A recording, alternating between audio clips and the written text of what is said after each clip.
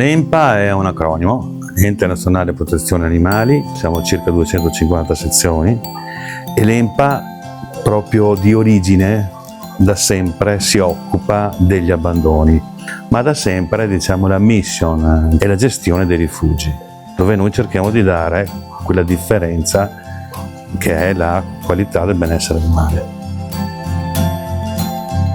Noi accogliamo solamente cani che vengono dalla legge 60-93, cioè la lotta al randagismo, cioè cani abbandonati sul territorio senza microchip. Oppure prendiamo anche i cani sequestrati proprio per maltrattamento.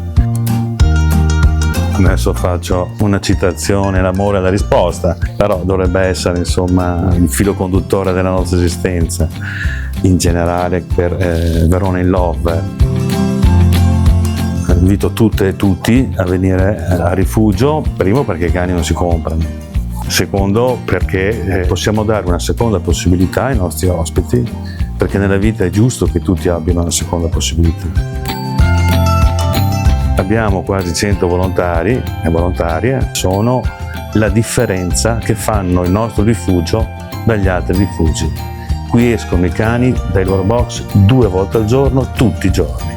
Il numero dei volontari fa la differenza sulla qualità del benessere animale perché stanno con loro.